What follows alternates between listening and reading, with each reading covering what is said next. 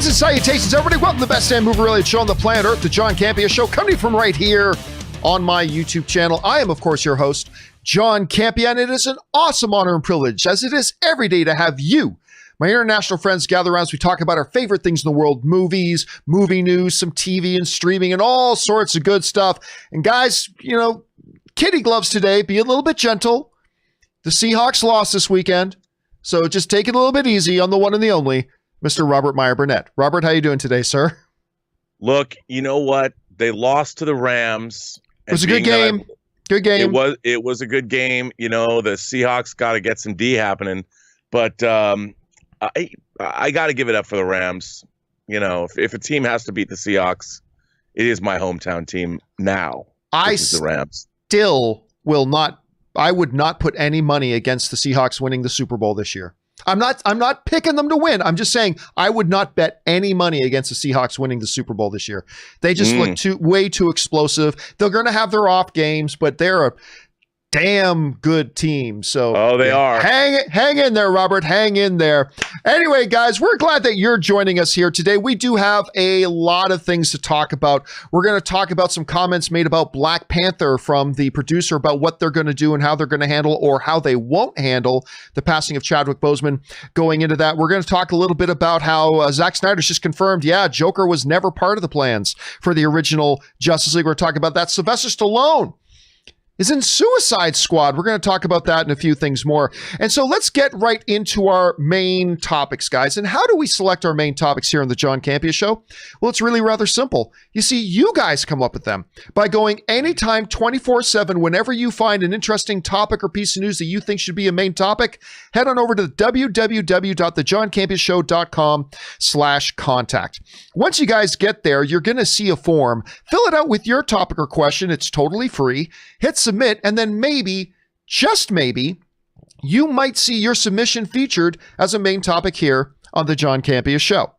With that down, let's get into main topic number one, shall we? And our first main topic today gets submitted to us by one of our Patreon supporters, Ian Barth.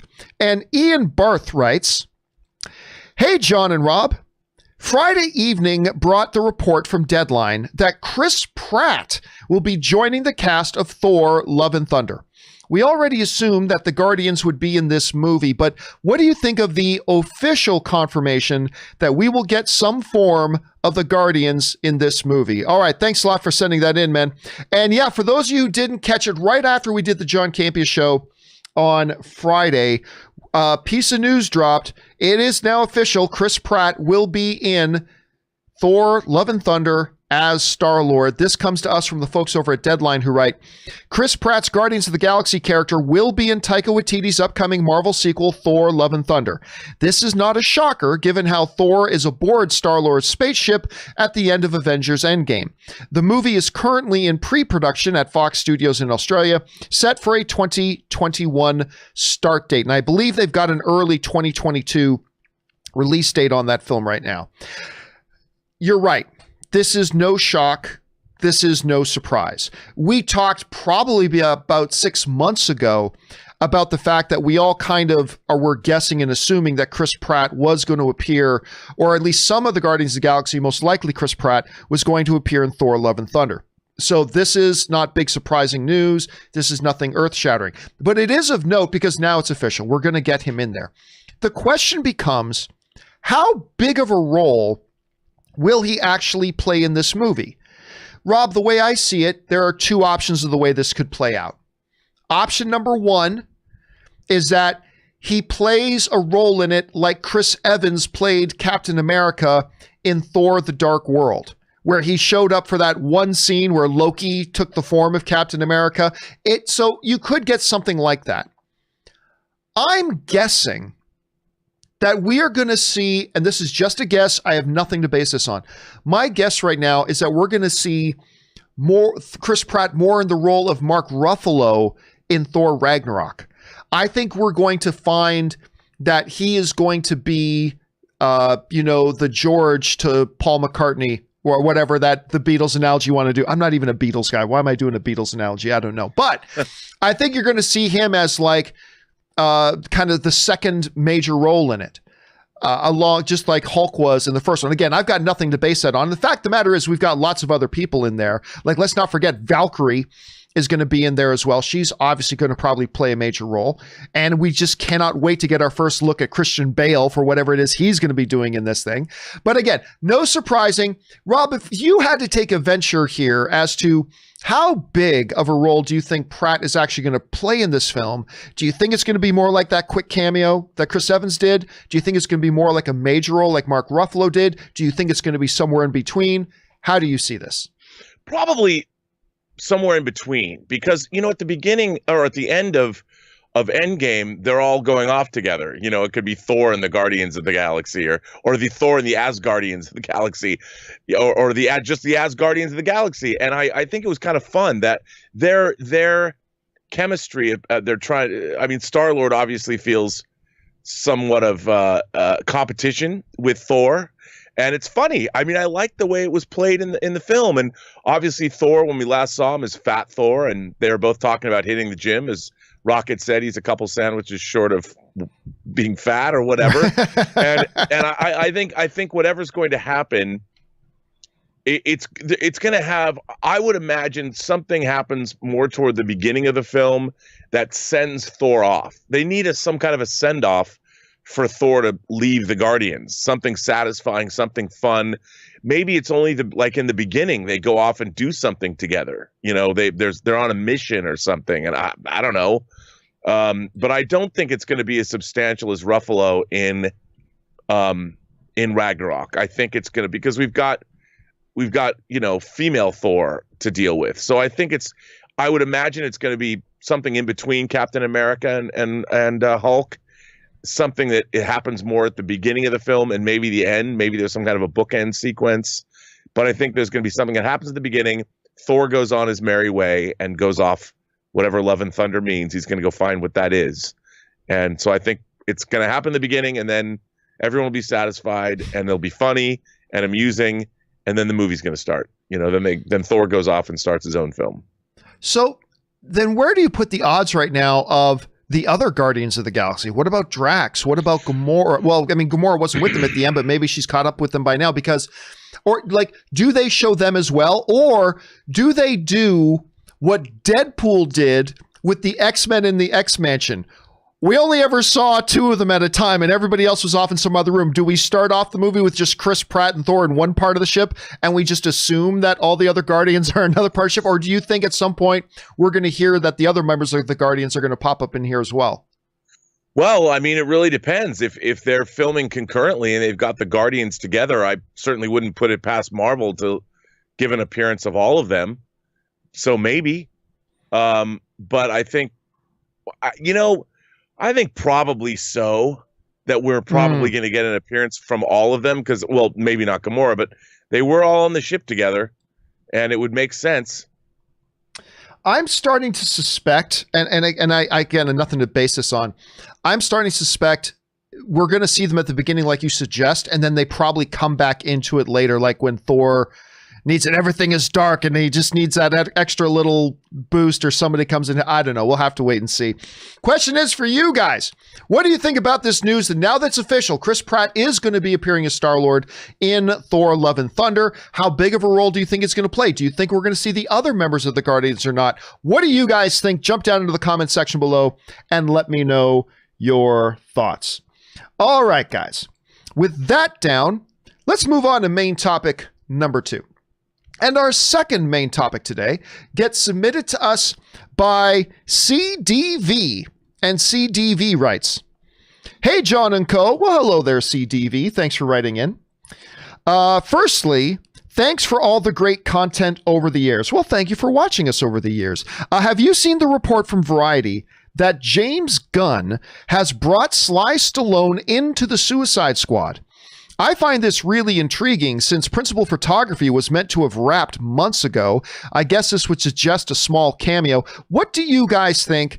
Thanks again, and keep bringing the filthy. All right, man. Thanks a lot for sending that in. And yes, James Gunn never fails to surprise us, keep us on our toes, delight us, all these sorts of good things. And the other day, he jumped online and he put out this official post on his social media, where he said the following: "Always love working with my friend Sylvester Stallone, and our work today, he said when he posted this, our work today on the Suicide Squad was no exception. Despite Sly being an iconic movie star, most people still don't have an idea what an amazing actor this guy is. Academy Award nominations weren't enough? Believe James Gunn, he's actually quite an incredible actor." All right. So here's James Gunn saying Sly Stallone, they shot something that day. Is this, or does this suggest that whatever Sly is doing in the movie of Suicide Squad, this was just some tack-on thing at the end? Maybe. It's possible. Because if you just take everything at face value the way it was presented, James Gunn is saying, hey, me and Sly were working together today on something for Suicide Squad. And as CDV pointed out, this is a movie where really the photography on the film was done ages ago. It was done a long time ago. So maybe they're just doing some little pickups. But I do want to just point one thing out. There was nothing in that post that suggested they weren't doing work together before. All James said was that we did some work today. That he didn't at all say, this was our first day working on Suicide Squad together. He does not. All I'm saying is, listen, he did not eliminate the possibility that Stallone had already worked on the film. They just chose not to show us any of that when they put out their little sizzle reel at DC Fandom. So that is a possibility. Obviously, we all know that James Gunn has worked with Sylvester Stallone before because he appeared in the Guardians of the Galaxy 2. So I expect to see Sylvester Stallone probably pop up in Guardians 3. So to have him pop in here, though, is still a surprise. But it is an interesting matchup here. Rob, let me ask you this. What did you think about this announcement that James Gunn made that him and Stallone are now working on Suicide Squad together? And what do you think this is more suggesting? Do you think it's suggesting that this is just a quick, short cameo that they just came in to shoot for one day, which clearly is a very solid possibility? Or do you think maybe that there is a possibility that he's been working on this film with him in other days as well, and he's just come in to do some reshoots? What do you think about it overall? And what do you think it means? First of all, I think it's delightful. You know, the idea that James Gunn and Stallone are back together doing something. I don't think he was working on the movie proper necessarily. Maybe this was something that was always planned, but they couldn't make it work out because of COVID or some such thing, and they finally got to do it. I mean, I would assume that this is something that has been in the works for a while that James Gunn wanted to do, couldn't make it work. And you know, John, how things are today. I mean, with green screen, you can insert people into films. They could do whatever they needed to do. Maybe he's some kind of a general or something, that elder statesman. Who knows what it could be? Some, you know, grizzled badass from the past. Maybe the former leader of the Suicide Squad that makes a cameo at the end. Maybe he kicks off John Cena's Peacemaker show. I don't know. But I can't wait. I mean, I love Sylvester Stallone. I have since I was a kid. I don't know what it means. It's probably not a very big thing, but I think it was probably something that was always either planned or in the back of James Gunn's mind. And I think it was probably the final piece of the puzzle that he needed. And they're probably going to lock the film soon. I don't even know. Is it summer? Is it supposed to come out next summer? Oh, I can't remember the actual release date. Yeah. Yeah. I just love that James Gunn's in a position where he can pretty much just think stuff up and go do it. Hey, just call Stallone. Hey, what world do you live in where I can just pick up the phone and call Sylvester Stallone? Hey, you want to come down and appear this? I mean, that's the kind of world. Here, I'm going to give you something, Rob. I'm calling it here. You heard it here first, folks. This is an exclusive. I hate it when outlets use the term exclusive, but this is an exclusive. I am telling you right now, Sylvester Stallone is doing his cameo as the same character he played in Guardians of the Galaxy. He is one of the pirates. It's going to be the first time we're going to see the MCU and the DCU crossover. It's going to be the same character, Rob. Same guy. You know what? I don't actually believe that. But when it happens, you heard it here first. But maybe they don't say that in the movie. But we know that they've come to Earth before, because that's how they picked up Star-Lord in the first place. And tell me James Gunn isn't just crazy enough to try something like that. Because you're right. Maybe they don't even say anything. Maybe he just pops up and blah, blah, and they don't actually say anything. I'm just saying, if anybody is crazy enough to try a stunt like this, I wouldn't put money on this. I'm just saying, if anybody was crazy enough to try a stunt like that, it would be James Gunn. I mean, it could be the end of the movie. A spaceship lands, Stallone comes out, and the remaining people who survived the mission said, "I need to borrow you guys for a while," and they fly off together, and they end the movie that way. I mean, who you think Kevin Feige's not going to let him do that? Oh, listen, like James Gunn is the only guy crazy enough to do it. Yeah, but Kevin Feige is such a nerd. Listen, we're just playing here. We're obviously just playing. But seriously, James Gunn is crazy enough to try something like that. And Kevin Feige, I believe, is a big enough nerd that he wouldn't immediately yell no. If James Gunn went to him with something like that, I believe Feige would go, "Let me sleep on that." I think it would at least be considered. Because remember, listen, I don't believe we're going to see MCU and DCU crossover. But I remember the comics have.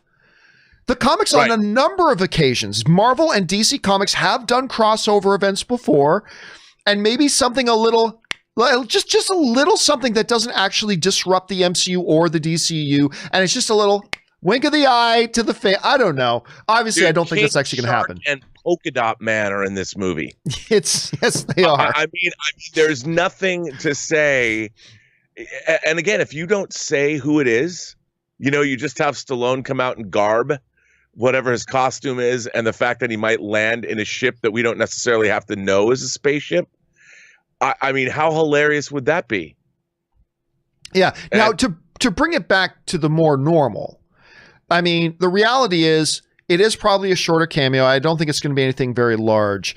There is also a strong feeling out there that it's probably going to be that he's going to be voicing King Shark. There is a thought out there that he's going to be voicing King Shark. That's definitely within the realm of possibility and maybe even probability. So, but I don't know. When it's James Gunn, Rob, in a world where Ben Affleck is coming back as Batman, in a world that, Jamie Foxx is coming back as Electro, you can consider anything. Anything is possible. I mean, if he's voicing King Shark, how great would that be? That'd be pretty badass. That would be pretty good. Question is, guys, what do you think about this? Sylvester Stallone popping up in Guardians of the Galaxy. Do you think maybe he also did shoot some stuff before? Maybe it's a little bit more than than a small cameo. Maybe it is just a small cameo. If so, what do you think it is? Is it voicing King Shark? Is it voicing another character? Is he actually going to appear on screen? What do you guys think? Jump down into the comment section below and let us know your thoughts. All right, guys. With that down, let's move on to main topic number 3, shall we? And our third main topic today gets submitted to us by Randy Tolliver. And Randy writes, "Hey, John and Rob. In a new interview, Zack Snyder revealed that having Joker in Justice League was never his original plan. I know some people have been insisting that it was, but Zack Snyder just confirmed that it wasn't. With it now being confirmed that stuff is going into this new version that was never in the original plan, should we even be calling it the Snyder Cut anymore? Thanks." All right, thanks a lot for sending that in. And yes, Zack Snyder just recently did an interesting interview where he was asked directly about, Jared Leto's coming in. Had you shot stuff with him before? Was it always in the original plan? And he pretty much directly said, no, it was never part of the original plan. But he did indicate that it was something that was kind of floating around in the back of his mind and something that he had considered and thought about. This is what Snyder said directly. He says, "This was one of the things that in the years since I've kind of boiled on and kind of said, like, this would be a cool thing to do. I'll be honest, I never thought the opportunity would come. And thanks to the fans, of course, and this whole journey, it's happened, which is insane." All right, so we know that Joker was never part of the original plan. And that there were some people, Rob, who thought, and there is some basis to think this, there were some people who thought that Zack Snyder had always shot something with the Joker as a callback to that Joke's on You Batman on the Robin costume and all that kind of stuff. So that's not totally unreasonable to suspect that, but he's put that to rest He was never in it in the original thing, never did it, blah, blah, blah, blah, all that stuff. All right. So can we, now that it's established, and Rob, we've been saying for a while that this is probably going to look different than what the original edit that Zack Snyder took and showed to Warner Brothers executives before he departed the project so many years ago. That this was ultimately not really going to be that original vision. And now it's pretty much confirmed. It's not what the original vision was. So can we still call it the Snyder Cut if it's actually different than what that original thing was? Rob, to me, I'm just going to parrot here something that I said a few weeks ago. I believe you can still call it the Snyder Cut, even if it's not the original vision. Why? Because of this. And again, I've mentioned this before, but any filmmaker that makes a movie, particularly and specifically when we're talking about larger tentpole kind of films, like a Justice League, like a Star Wars movie, like a James Bond movie, whatever. Any big movie right now in today's filmmaking age, they always plan for, schedule, budget, and allot time for pickup shooting and reshoots. Kevin Feige speaks very directly about this, that every Marvel movie plans this in advance because, he described, it's once you get in the editing room and you start seeing how it's actually coming together. Like when you read it on a page, it's one thing, but when you actually see it starting to piece together, you can start to think, oh, we've got a little bit of a better idea. Or, oh, that didn't work the way we thought it would, or whatever. So you always plan little bits of reshoots, right? Every director on big tentpole projects are given that opportunity. I don't see why, if you're going to let Zack Snyder pick up Snyder Cut, I don't see why you don't allow Zack Snyder that same opportunity. Yes, the original promise of the idea of the Snyder Cut was that, hey, he's got this cut, put it out. The original vision of what he originally shot.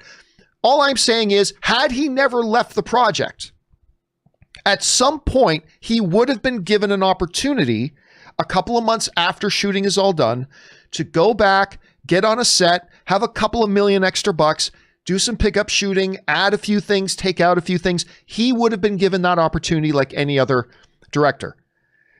And therefore, I propose that had he never left the project, the Justice League that hit theaters would have been a little bit different, since he would have done some reshooting than what he originally edited together and showed the Warner Brothers executives so many years ago. That was like a 4-hour cut.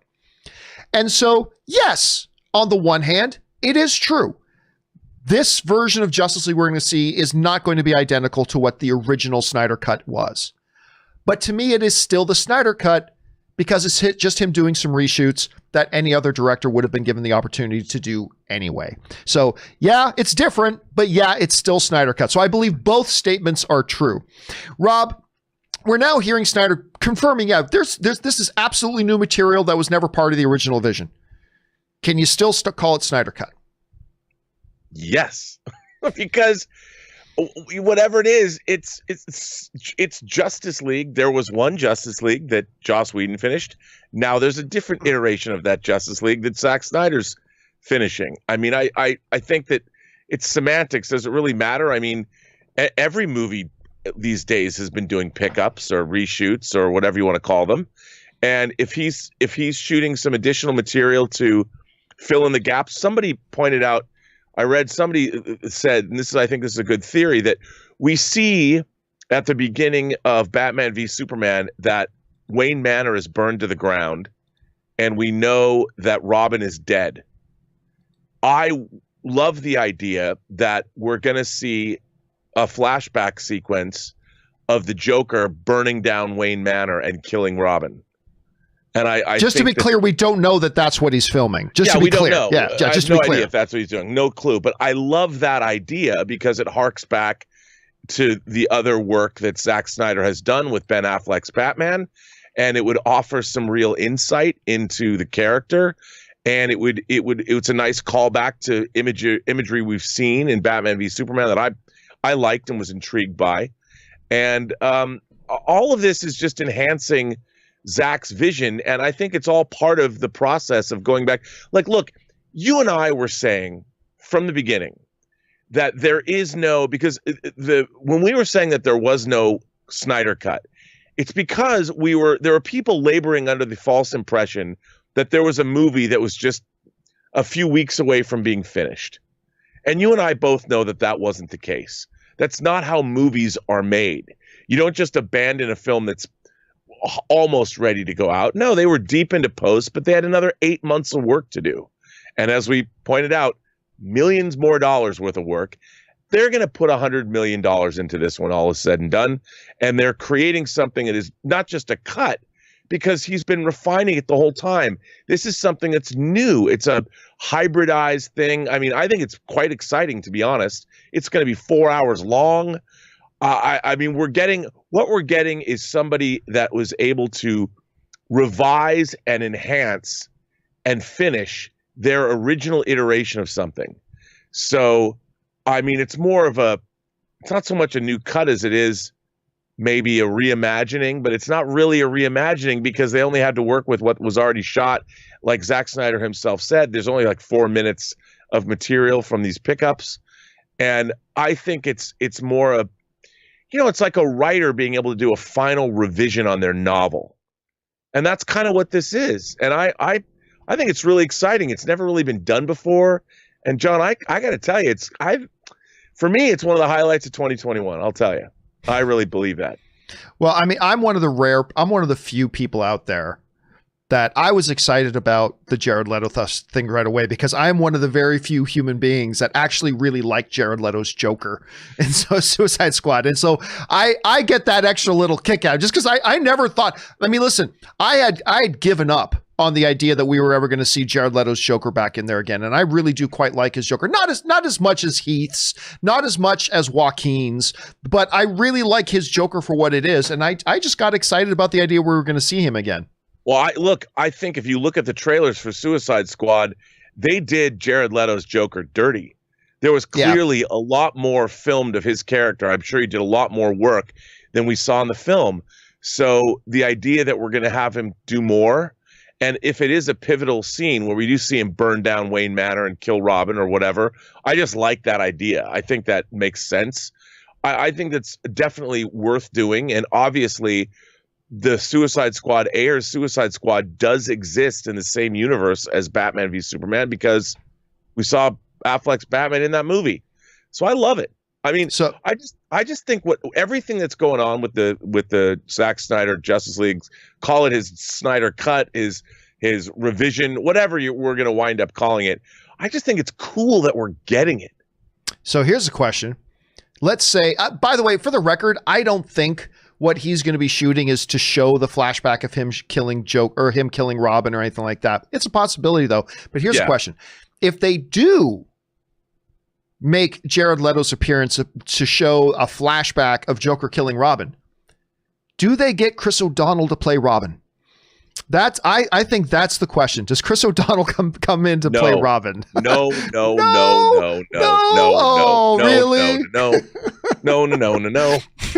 Absolutely not. All right, question here is, guys, what do you think about this whole situation? Jump on down into the comment section below and let us know your thoughts. All right, guys. Now let's jump into our fourth and final main topic today. And our fourth and final main topic today gets submitted to us by Sam Sprill. And Sam Sprill writes, "Hey, John. Victoria Alonso, executive producer for Black Panther, recently said that they will not use a digital double for Chadwick. I think it's a good move because a whole digital main character would be weird. This could confirm that the character T'Challa still has a bigger role in the MCU. What are your thoughts?" All right, thanks a lot for sending that in. And yeah, listen, ever since, Chadwick Boseman tragically passed away, one of the prevailing questions that has been on a lot of people's mind is, well, where does Marvel go from here when it comes to this exciting, socially important character and successful title that they have with Black Panther? What do they do? Several options were on the table. One option was, that people talked about, just write T'Challa out and have a different character be Black Panther. Another option is recast the role and still have T'Challa in there as Black Panther. And one option that people put out there, and listen, it's the reason why it's not ridiculous that they put this option out there is because we've seen it being done, but is just do deep fake, put an actor in there and put Chadwick Boseman's face on it, make it CGI, do digital so it's like it's still Chadwick Boseman. Well, that's not going to happen. That's not going to happen at all. Because, yes, the executive producer of Black Panther did come out and say this when asked about, is there a possibility you could do Black Panther 2 with a CGI Chadwick Boseman? She said, no. There's only one Chadwick, and he's no longer with us. Sadly, our king has died in real life, not only in fiction, and we're taking a little time to see how we continue the story and how to honor this chapter of what has unexpectedly happened to us. So painful and terrible, to be honest, she said. Chadwick wasn't only a wonderful human being every day of the 5 years we spent together, but also I believe that what he did as a character elevated us as a company, and he has left his moment on history. All right. What a great statement that is. What a fabulous statement for her to write. And I listen, number one, this is not surprising to me. I never really thought there was any real potential that a Kevin Feige would green light and okay the idea of using a CGI Chadwick Boseman. From just a practical point of view and probably from a personal point of view. But also I'm extremely glad to hear about this because I really believe, look, we had a recent example of a star in a role pass away. And instead of recasting the character, they decided to use old footage with some CGI assist. Okay, let's old footage with some CGI. Because I remember they said initially we weren't going to do any CGI Carrie Fisher. But at the end of the day, we know that there was some digital stuff that they had to do, whatever. Sure. And it didn't work. It didn't work. Now, I'm not mad at them for doing it because, their motivation was they were trying to honor Carrie Fisher. And so I respect that. I just thought that was the wrong way to try to honor Carrie Fisher. So I am very, very glad that they're not going to do something, quite frankly, as dumb as try to CGI in Chadwick Boseman. It does once again, Rob, though, raise the question of what do they do then moving forward? And it sounds to me like that's still something they're wrestling through. It sounds to me like reading those comments is still something they're wrestling through. I still believe when it's all said and done at the end of the day, and again, I have no insider information on this. This is just me as a fan speculating. Yeah.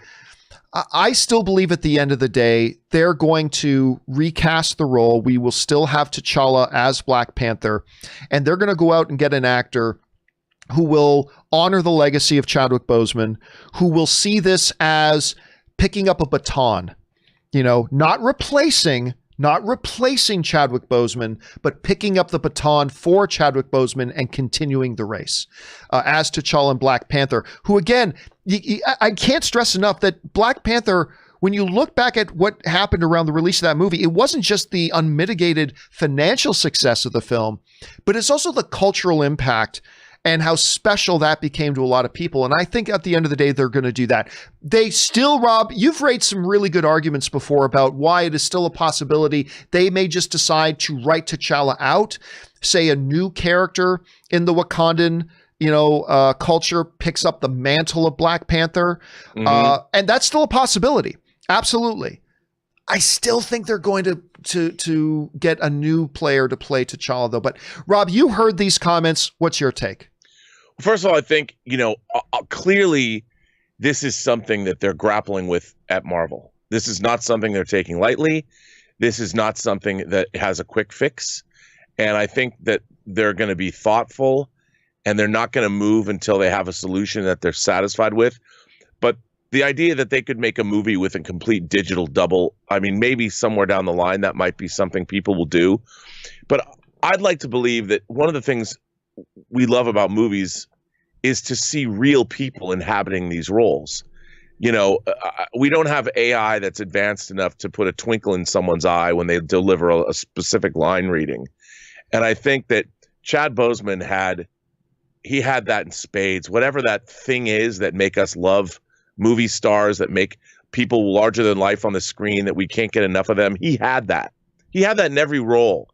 And, that's a tough act to follow. And while they probably will recast the role of T'Challa, it's going to be somebody that they're not going to move on until they're 100% good about this. And I think it's going to be thoughtful. And I don't know what their solution is going to be. Look, John, I think it'd be interesting in my mind to replace the character with a successor taking on the Black Panther mantle. But then again, that's a big leap. And to recast is more along the lines of what they do in film history. I mean, how many roles have been recast? James Bond, Tarzan, Sherlock Holmes, Captain Kirk now. And it's not like somebody is too iconic that they can't be recast. So I think I'm coming around to believing that they're probably going to recast somebody as T'Challa. Right. It's funny. Aaron Cummings was on the show on Thursday, and we were somehow, some way, we got around to the topic of Spartacus, and of course, Andy Whitfield, who played Spartacus in that first season, he was so good in it. Of course, he came down with cancer that ultimately took his life, and he was replaced with another actor. And they said Aaron recited a great line that really stood out to me.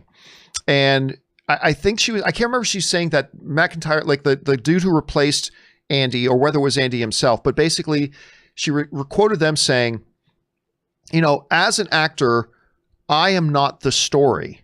I'm here to help tell the story. As an actor, I'm not the story. I'm here to help them tell a story.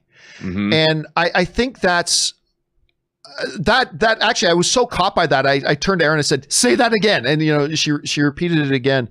Here's what I think may happen, Rob. I actually think there's a possibility they may have already selected a new actor. But I believe this. I believe even if they have, or even if they are about to, or whatever, I believe they are not going to announce that to the public until the very last minute that they need to announce it to the public. I think they will sit on that information, whether they already have it cast or they cast it in a couple of months or whatever. I believe they're going to sit on it until the day they announce Black Panther 2. And I think the reason they're going to do that is because they're going to allow the fans to just, to sit with this, to sit with the loss of Chadwick Boseman until it's time to bring up, guys, T'Challa has somebody else now picking up the claws, somebody else taking the baton for Chadwick. And I think they're going to wait until the very last minute. I don't expect them to make any kind of an announcement for months or maybe even a year from now. So I don't know, Rob, if they have already, or if they're about to, or if they even do at all decide to cast a new actor to pick up the baton for Chadwick, do you think it's something they'll try to announce quickly? Or with an attitude of this will help the healing process? Or do you think it's something like, I kind of believe that they'll wait as long as they possibly can to let a lot of time pass? How do you think they'll approach that? I think like you, I think they're going to wait. They have a lot on their plate right now. They've got to get Falcon and Winter Soldier out there. They've got to get WandaVision out there. Obviously, WandaVision has been pushed to early 2021. They've got their movies, Doctor Strange. They've got Thor. They've got Black Widow and the Eternals. I mean, there's so much that they have in front of them right now that I don't think they need to be in any hurry. And they also have to figure out if they're just going to recast, or how is this going to work? Do they tailor the script? Ryan Coogler knew how to write in the voice of Chad Bowman as Chadwick Boseman, knew how to write in his voice as T'Challa. Yeah. But a new actor that's recast, you can't necessarily write the same dialogue for a new actor. You've got to see how that actor would play to his strengths. And I think that there's all of those things come into play. So they are in no hurry. They are in no hurry. I agree. But bottom line is, for me, I'm just really happy that they're not going to, that they have said right off the bat, listen, one of the things we aren't going to do is have a CGI Chadwick Boseman. And I think that's the best news we could get out of this right now. Question is, guys, what do you think about this comment? Jump down into the comment section below and let us know your thoughts. All right, guys. With all that down and out of the way, let's now move on and start taking your live questions. If you guys have a live comment or question you'd like read on the show, simply go to the tip link that's at the top of the description of this video, or you can enter it manually at streamelements.com/movieblogtv/tip. You'll be getting your comment or question on the show if it's within reason. And of course, you'll be supporting the show at the same time. And all of us here on the channel, thank you guys very, very much for that. All right, let's jump over and start getting this thing rolling here. And we'll get things going here with Ryan Evans, who writes, "Hey, John, I was scrolling through IMDb and I noticed that Tamura Morrison is no longer credited as Boba Fett. Your thoughts? Means nothing." I didn't think it meant anything definitive even when it listed him as Boba Fett. It's pretty clear he is Boba Fett. But I said, just because they listed him as that, that's nothing definitive. The fact that that's not there is also not definitive. Rob, you and I had it brought to our attention after the fact, something that I had missed. But in that episode of Mandalorian, when the camera goes to him and he turns around, they play some of that Boba Fett music. Yeah. And I had missed that. I had missed that the first time it played. So listen, is it impossible that he wasn't Boba Fett? It's not impossible. But I am pretty convinced. I have yet to see any convincing piece of evidence that he's not at this point. So so that's where we're at right now. So I don't think it means anything, Ryan. All right. Next up, we have Ryan Loner, who writes, 1 of 2. For some mysterious reason, I decided to check out Jay Roach's recount about the 2000 presidential election. I had forgotten just how nutty that whole thing was. And the movie makes fantastic use of all the natural drama. And as a fun extra touch, the closest thing it had to main character is the new chief of staff, Ron Klain, played by Kevin Spacey. I'll try not to hold that against him. Rob, I was just thinking about this the other day because I was around when the 2000 election happened. And think about this. Guys, wrap your head around this. The presidential election came down to 547 votes. The entire presidential election came down to 547 votes. In a country of, I don't know, what's the population of the U.S. now? 300 million? Something around there, a little higher, whatever. Yeah. But it came down to the state of Florida, and it was so close in Florida, it was 547 votes. And so they had of course, you have to have recounts with that small of a margin. They did recounts and recounts. And it's just, if you think other elections have been close, nothing. And that was a nutty time, Rob. What do you remember about that? Well, just like you said, it was pretty wacky. I mean, other than that, I don't know. I mean, it was. I just never understood how we, as the number one country in America, how we wind up in wacky situations. Sometimes I'm like, wait, what? How did this happen? Yeah, I don't know. I know. It's strange. All right. Next up here, we've got Jesse writes, everybody wants Black Widow to drop on Disney Plus. Like, come on, guys. You can already see that at 1 hour, 52 minutes, and 50 seconds in Avengers Endgame. I'm not quite sure what that means. I know it makes no financial sense for them to put Black Widow on Disney Plus at all, but I don't know. I can't remember what happens at 1 hour, 52 minutes, and 50 seconds, Jesse. But now I'm going to have to go and look that up. All right.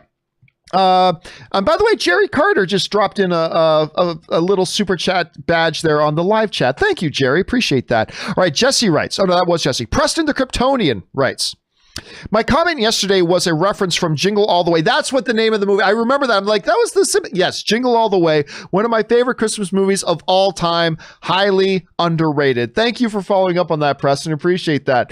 Let's see. Smiley Face writes, with WandaVision gone, Marvel Studios has brought in officially $0 of revenue to Disney for the entirety of 2020. Coming off of last year's highest grossing movies of all time, financially, that might be one of the most massive letdowns of all time by a studio. Well, I mean, no, hold on a second. You can't call it a massive letdown when they didn't have anything come out. And they didn't have anything come out through no fault of their own. Right? Like here, it would be a massive letdown if they put out the 5 or 6 things this year that they meant to put out, Rob, and they just completely flop. That would be a letdown. But you don't count it as a letdown when it's a COVID year and they weren't able to get any of their material out. But Rob, like you pointed out, now that WandaVision has been bumped out of 2020 by a few weeks into 2021, it's official. We got nothing. We got no MCU content this year. Like, put that in perspective from us. Like how. Like when you look back at it, at the run they were on to now have to go an entire year with nothing, like I put that in perspective. Well, I mean, it's not like they haven't been making things, and they do have a ton of material on deck. They have 2 feature films, the Black Widow and the Eternals, that were supposed to come out. You've got WandaVision that's coming out in a couple of months. And I mean, after the year they had in 2019, they can rest. You know, I mean, it's not like every studio. I mean, Marvel doesn't necessarily have to have things come out every single year. I don't think it's a letdown. I think it's just it was COVID. You know, they haven't stopped working at Marvel. I mean, look at all the things that they've announced and the things that they've been moving on and creating and working on. I mean, they're loaded for bear. They're going to come out. It's going to be a deluge of money that they're going to make for Disney. I mean, it's going to be a flood. They're going to have a tsunami of cash. I mean, I don't know if they're going to make a $3 billion movie again, but I don't think you can say that. You can't blame Marvel for not being able to release their Black Widow movie or their Eternals movie because of COVID. So you can't blame them. I don't think it's necessarily a letdown. I think the entire Disney organization has been basically screwed this year. And so is every studio. Yeah, every studio. But Disney, you know, their theme park business, and they have a lot of different, I mean, movie studios like Warner Brothers, yeah, they're diversified, but it's not like they're diversified the way the Disney organization is diversified in terms of, I mean, they got theme parks all over the world. And I don't think it's a disappointment. I think that they're fine. You know, look at how much money. No, even if you look at their 23 movies in the Infinity Saga, each one has made $1 billion. If you break it down on the averages, $1 billion times 23 movies. If they didn't make another movie for 10 years, they would still be one of the most successful studios of this millennium. It's true. So, it's true. All right, let's keep moving here. Connor writes, there's an anime movie on Netflix called Children of the Sea. Imagine Kubrick's 2001 had a baby with Fantasia. Now, if I'm not mistaken, I know of the movie. I think this is one where like the girl and there's like this mystery involving all marine life and all that kind of stuff. I haven't watched it, but I'm familiar with the film. There's a 15-minute sequence of a universe being created while Joe Hisaishi, who scores most of the Ghibli films, kills it. Hope Rob sees this. Children of the Sea is so trippy. I love that it's about how all life is connected together. I know Rob talks about how Amelie captures his worldview. I love Amelie. One of the I only give like, when I used to give scores to movies, I only gave like 7 or 8 movies a perfect 10. Amelie was one of them. Anyway. Captures his worldview. This movie does that for me. Rashomon does too. We must do the right thing even during uncertainty. Rob, are you familiar with this Children of the Sea movie? No, but it sounds like it's right up my alley. You know, I'm reading about it right now. I'm on the Wikipedia page for Children of the Sea, and I must get this. I must have it. Again, I remember hearing about it, and like I said, if it's just the one I'm thinking of, I think it's with the girl who's like investigating this stuff. So it sounds interesting. Thank you for that recommendation, Connor. Appreciate that, man. All right, next up, Ahmed Z writes, no spoilers. I absolutely loved this episode of The Mandalorian. It was my favorite episode to date. Gave me the chills, captured my senses and attention like no other. I hope they keep the Mandalorian franchise going even after he completes his quest. I don't think they will. I honestly feel like they've got a shelf life planned. Like when you look at Rebels, Rob, Rebels was a show that they could have kept going. They could have easily kept that show going. Right. It's a quality show that Dave Filoni did. It's a good show, but they said, no, we've got a story. It ends here and we're going to tell that story and we're going to move on.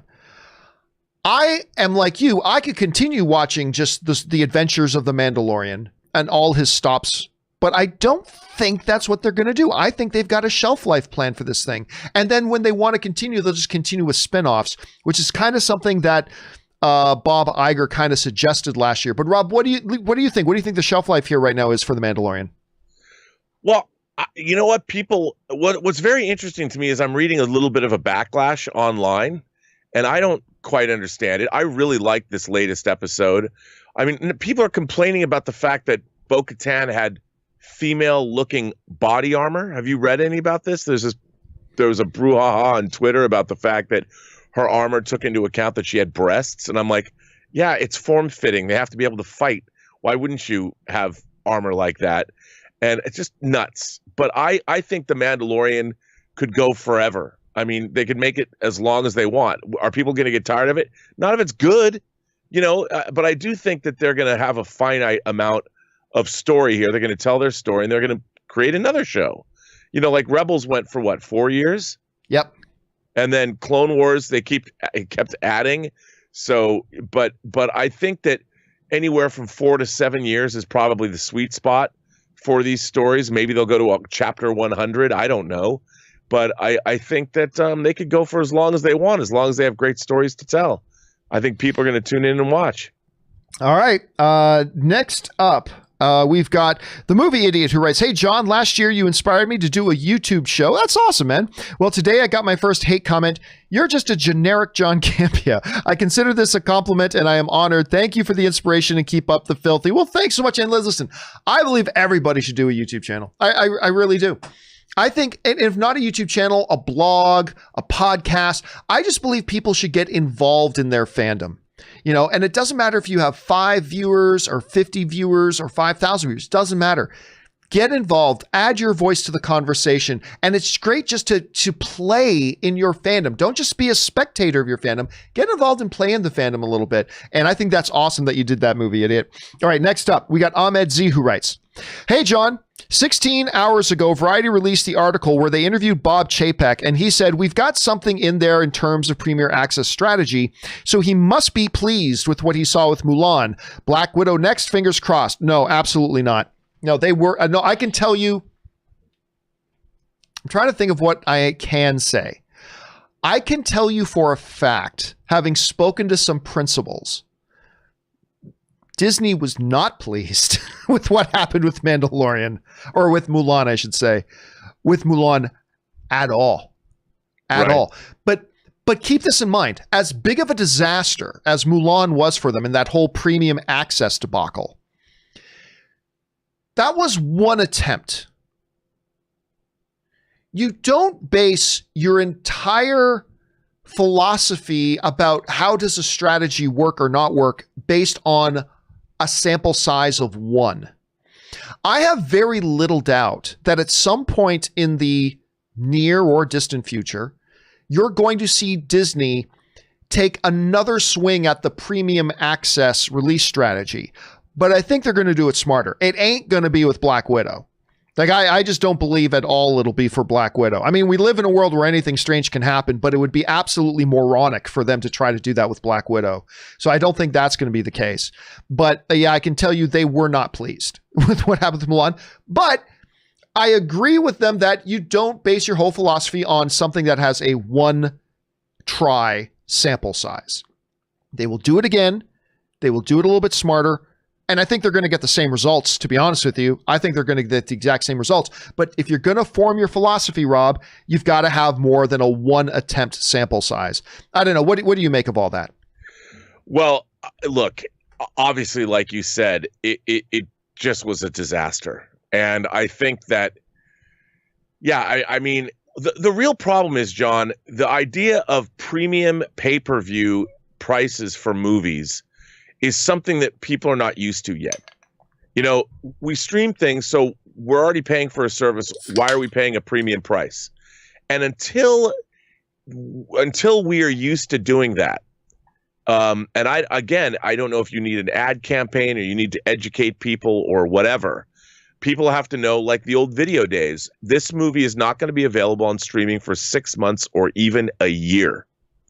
So I just think we're far away from people getting used to something like that. I don't know how you could change the perception to make people aware, but until they do that, it isn't going to work.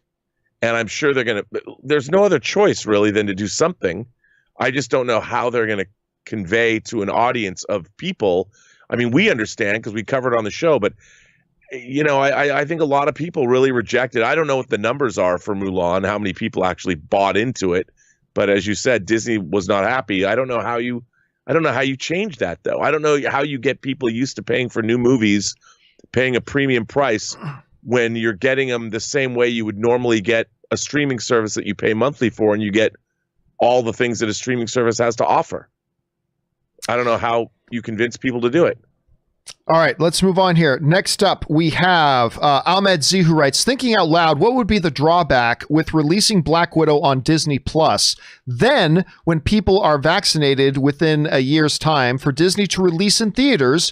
So this way, they are making money until they can release it in cinemas. Love. Well, two things. This is the part, this is where it gets into a deeper conversation, Rob, that we don't really have time to go into in depth. But right. This is the problem that we as fans are going to discover, because Disney is realizing we don't have to put shit on our Disney Plus streaming thing to get everybody to sign up for it. They just passed 73 million subscribers with dick all as far as original content. One season of Mandalorian. Remember, they hit that number before the second season start. One season of Mandalorian and Hamilton, with a very impressive library. They got a great library. But we have told Disney, and Disney has learned, we don't have to put shit original on Disney. They're still going to, but I'm saying they have now learned we don't have to. We don't have to put anything original on, and we will still get... Rob, they have more than 1/3 of the subscribers of Netflix in just 1 year. Yeah. 1 year. Without putting, for all intents and purposes, nothing original on. They have a great library, and they realize, yeah. So what is the advantage? Disney right now is looking at that and say, so why would we want to put Black Widow on Disney Plus? We've got 73 million subscribers. We've exceeded every expectation model that we possibly had for Disney Plus in 1 year without putting out crap as far as original content goes. Tell me again why we need to put up Disney Plus, why we got to put up Black Widow. There's no advantage. There's no upside. They're going to make, and if you put it out on Disney Plus now, no one's going to go watch it in theaters a year from now. That just doesn't work. I don't know, Rob, your take on that. Well, like you said, they don't need to do these things because I think, look, these movies are expected to do a certain amount theatrically before they go to Disney Plus. And Disney Plus, remember, you're not selling just one movie on Disney Plus. You're selling a whole service. You're selling the entire catalog, a back catalog of all of Disney's movies. So when they put a movie onto the service, that movie is already expected to have gone through, especially a theatrical release, through that. I mean, they want Black Widow to make $1 billion. That's what they're expecting now. That's the average of the MCU films. That $1 billion is above and beyond what it would make, what it would bring, the subscribers it would bring to Disney Plus. So putting something on Disney Plus, there's no causality between putting Black Widow on Disney Plus because they're already getting those numbers. So if they put on Black Widow, are they going to get $1 billion worth of new subscribers? Probably not. And they're expecting to get that $1 billion and the amount of money that new subscribers who want to sign up because of Black Widow will bring them. But that's not going to make them, those new subscribers aren't worth $1 billion. The collectivity of everything on Disney Plus is worth that. The family audience, every kid in the world has to sign up. Every parent's got to get their kid Disney Plus because of all the stuff that's on it. And you need these theatrical releases to not only pay for those films themselves, but also make the profit that they're expected to make. So a theatrical release, losing that for these big movies is a huge deal to the studios. It is a massive financial blow, and just throwing something on, no one's going to go back to the movie theater to see Black Widow en masse months after they've been watching it on Disney Plus. Yeah.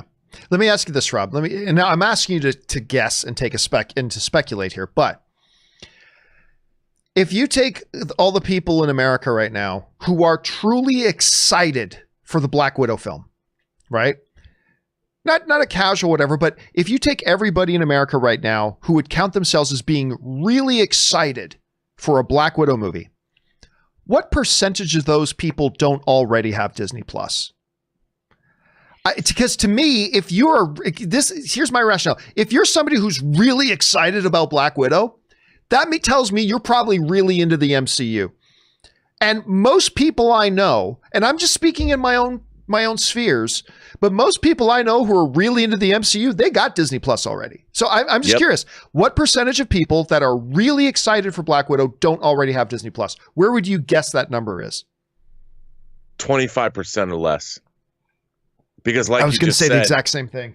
Yeah, what you just said is exactly right. I mean, the demographic that's excited for Black Widow is the same demographic that's watching The Mandalorian every week, which means they already have Disney Plus. Yes. Yep. So it's a big thing. Anyway, sorry, we spent a lot of time on that, but again, that's a very, very big issue that we'll probably talk a lot about over the coming months as well. Oh, right, yeah. Christian 35 writes, "Hey John, greetings from Denmark. The movie Ambulance with Michael Bay will remake So we talked the other day about how Michael Bay is remaking a movie called Ambulance with Jake Gyllenhaal. It's said to be in the style of a 90s style action film. Will remake a flop in Denmark, but it does have an interesting concept. 1, the movie must be in one location. 2, it must be real time. 3, only 4 in the scene. Can Bay do that by? Well, couple things to keep in mind. Number 1, Bay doesn't need to do anything. Just because it's a remake of something else doesn't mean you have to do it exactly the way that remake did. So maybe he will have it in one location. Maybe it will be in real time. Maybe, but he doesn't have to. So he can do whatever he wants with it. So can Bay do it? Yes. Bay can do it. Like I said, I get the hate on Michael Bay because Michael Bay has done a lot of stuff that I hate too. But everybody forgets he's made some pretty good stuff. Michael Bay has made some pretty good stuff. I am an unapologetic fan of Armageddon. I absolutely love The Rock. I think his first Transformers movie was great. I think Pain and Gain is underrated. So, I believe Michael Bay makes some good stuff. Is he capable of doing that? Yes. How will it turn out and what will his approach be? We'll have to wait and see, Christian. All right. Giovanni the Movie Cannon writes, when you published your novel, did you pay a large fee to do it on Amazon? From my understanding, you used Amazon to publish it. I was curious since I'd like to do something like that in the future. Also, I advertised your documentary on my Instagram page. Well, thank you for that, Giovanni. Yeah, listen. So I have, let me see if I can bring it up here. So I have for some people may not realize this, I wrote a novel. I wrote a novel a while ago called The Pride. And let me see if I can bring it up here. I'm not sure if I can. I think I probably will be able to. There we go. Okay, so I wrote a novel a couple years ago called The Pride. Is it winning Pulitzer Prizes? No. But am I really proud of it? Yes, because I actually planned and thought through this book for a number of years. And I really don't talk about it much on here, but I wrote this book called The Pride. And so instead of going the traditional publishing route, which, let's be honest, I don't even know if any publisher would have touched my book. I mean, who the hell am I? So there is a way on Amazon that you can upload all the files to Amazon, market your book, and then they print the book for you, Rob. They print it for you as people order it. So, when I launched it on the first day, and I think we sold something like, I don't know, like 1,000 or 2,000 copies on the first day, which was great. Then they print 1,000 or 2,000 copies and they ship it out for you. I didn't have to pay Amazon anything. Amazon, like anything on Amazon, keeps a cut. They keep a cut of the sales, but I didn't have to pay any upfront fees. for it. I believe Schnepp used Amazon as well for his for the Death of Superman Lives What Happened, I believe, if I'm not mistaken, or it might have been another service. But the DVD and Blu-ray companies are a lot like that too, where you can do an on-demand publishing service for like your movie, where you don't actually have to pay anything up front. That company will cover all the costs of, you know, printing the DVD, shipping it out, and all that kind of stuff. But they also keep a cut of what the sale is. So it didn't cost me any front money. Rob, have you ever, with all the stuff that you've done, have you ever had to dabble in the self-publishing, whether it's video or whether it's like printed material at all? No, I mean, the only time, not like this. I did work on a Star Trek fan film project, the Axanar project, and the first film that we made, Prelude to Axanar, I produced the Blu-ray for it. And it was kind of, I did everything for it, and we sold it direct, and it was a donor perk for people who donated for the project. But that was the only time I've ever produced soup to nuts, something that we published that I made, and it was fun. I mean, I've always wanted to do something more like that. I think that this model is self-publishing this way is increasingly. You know, they're comic publishers like Ethan Van Sciver. He did a crowdfunding campaign and published his own stuff and made like $1 million for his Cyberfrog comic. And the problem, I think, with going the Amazon route, and you could probably speak to this, is that they do take quite a big cut. And it's hard, I think, going the self-publishing route for creators to actually see a return on their investment in both time to create the project and then what they sell it for. Right. Now, the advantage, of course, is there's no upfront costs. Right. You know, unlike the traditional, you know, book publishing route, which can be a very expensive endeavor. So it really all depends. I mean, if you think you're going to sell 5 million copies, then yeah, you don't do the self-publishing route, because the more you sell, the more the cut. If you're going to sell a more modest number of copies, like I did for my book, it actually worked out in my benefit to do it that way. So it all depends on what is best for you. Thanks for asking about that, man. That's an interesting question. All right. Next up, Andrew Nathan writes, one of two. Hey, John. Fabian Wagner, the cinematographer for the Snyder Cut, dropped a picture online showing the reshoots, and it looks to me more than just some. Quick pickup shots. There looks to be a whole set built for the reshoots, and it's hard to imagine that Warner Brothers would spend $80 million just for a one-off movie. In my opinion, it's starting to look and feel like they are backing Zack's original Justice League plans. What do you think? Also, Wagner confirmed that Zack is going to drop a big bomb on November 17th. Well, here's the thing, Andrew. Pickup shots or the 34th day of shooting of primary photography, they're going to look exactly the same. If you are shooting film that's going to appear in your movie, then what your set looks like on day 34 of primary photography or day 1 of some quick pickup shots, your set's going to basically look the same.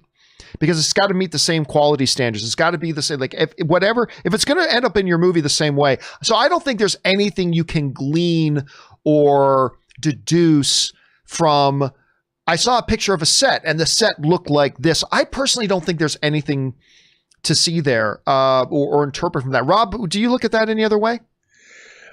No, I mean, look, they're spending a great deal of money to do this.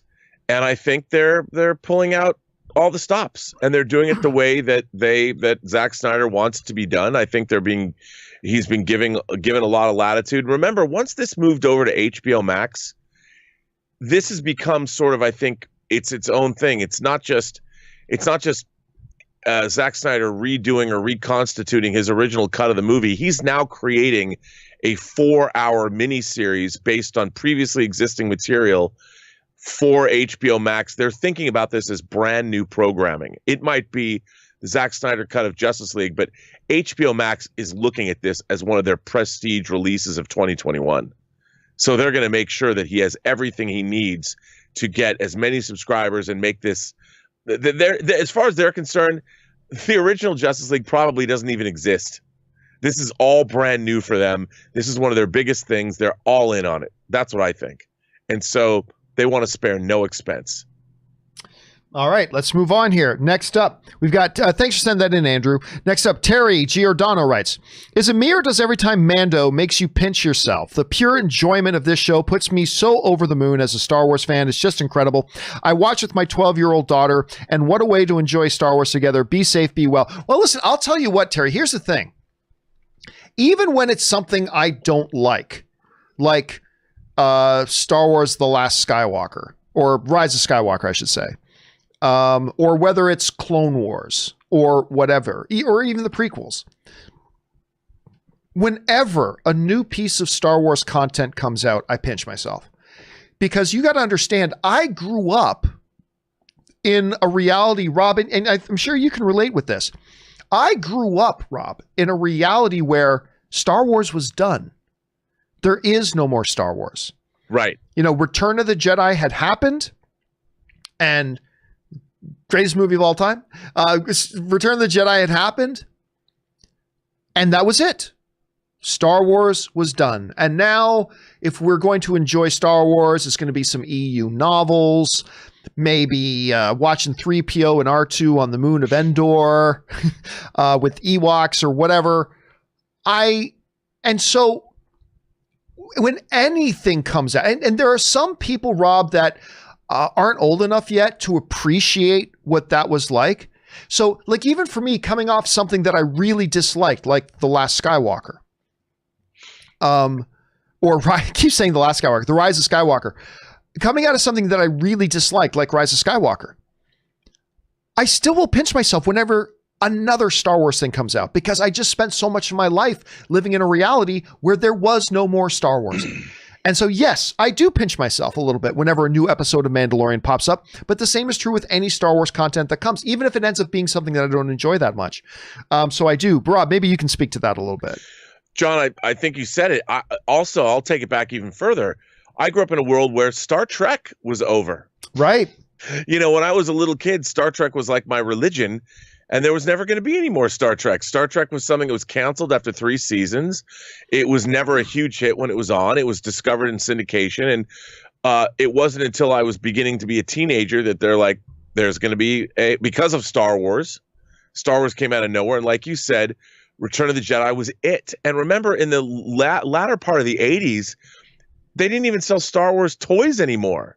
You know, they all went out of it. Star Wars fell away from pop culture almost entirely. I mean, people love Star Wars, but every time new movies came out in the late 80s was totally different.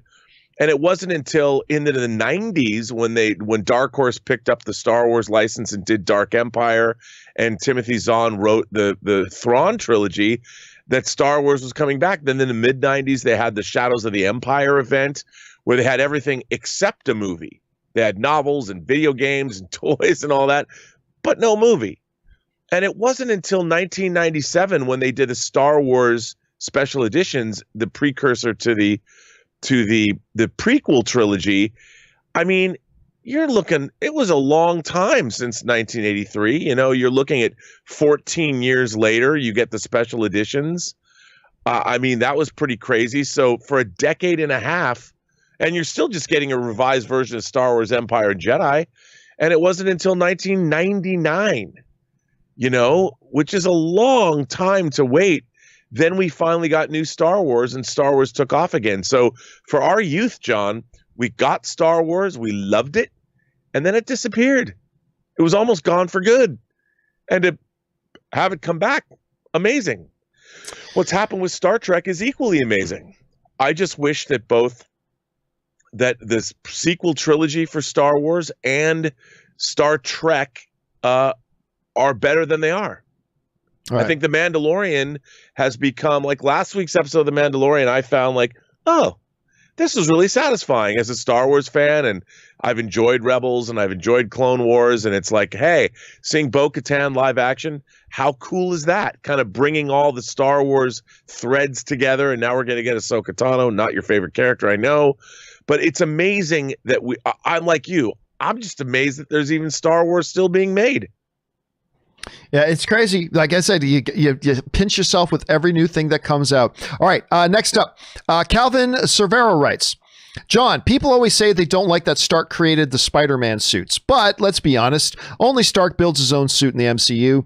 Cap, his government made it. Thor, a tailor on Asgard, made it. Well, we don't know that. He might have made it himself.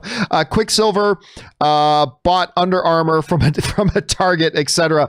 Yeah, you know what's funny? You bring up something interesting, though, Calvin. And Rob, this is true. One of the things that always, especially when comic book movies started to come out, one of the things that really stood out to me is like, okay, so-and-so discovers he has superpowers and now he's embraced his identity. But wait a minute, where did the costume come from?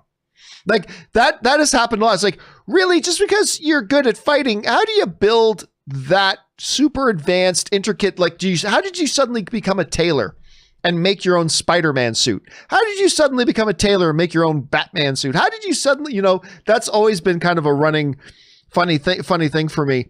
But I mean, again, yeah, I admit it. As much as I love the MCU and I love the new Spider-Man films and I love Tony Stark and I love all of it, it still bothers me that Tony Stark made the Spider-Man suit and made a little cute little Iron Man Jr. suit for little Peter Parker. It still bothers me, Rob. I know you love it, though. You've got the hot toy, do you not? I do. I have the Iron Spider hot toy. Actually, there's now two. There's the video game version and there's the MCU version. And look, I mean, Tony Stark used tech. He was fabricating. We saw that really cool machine in Far From Home that designed a spider suit, or that made the spider suit. So, I mean, I don't mind that. But yeah, I love the Iron Spider suit in the MCU. I love the Iron Spider character in the comics.